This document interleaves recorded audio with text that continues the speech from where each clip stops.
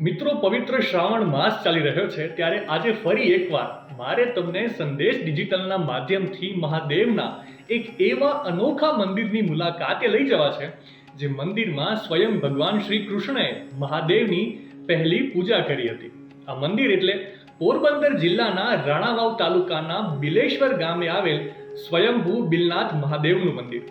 મિત્રો, કહેવાય છે કે આ મંદિર આશરે 1300 વર્ષથી પણ વધુ પૌરાણિક છે. બિલનાથ મહાદેવ મંદિરનું નિર્માણ રાજસ્થાનના બુંદાકોટી શહેરના રાજા સૂરજમલ હાડા નામના એક રાજવીએ કરાવ્યું હતું. પૌરાણિક કથા અનુસાર મંદિરની પ્રથમ પૂજા ભગવાન શ્રી કૃષ્ણએ પોતાના ઘરે પુત્ર પ્રાપ્તિના હેતુસર કરી હતી. પુત્ર પ્રાપ્તિ માટે ભગવાન શ્રી કૃષ્ણએ શિવલિંગ પર 1.25 લાખ કમળ ચડાવીને પૂજા કરી હતી. પૂજામાં શુદ્ધ જળ ચડાવવા માટે સ્વયં માતા ગંગાને આહવાન કરીને પ્રગટ કર્યા હતા અને એટલા માટે જ બિલનાથ મહાદેવના શિવલિંગ પાછળ માતા ગંગા અને પાર્વતી માતા પણ બિરાજમાન છે.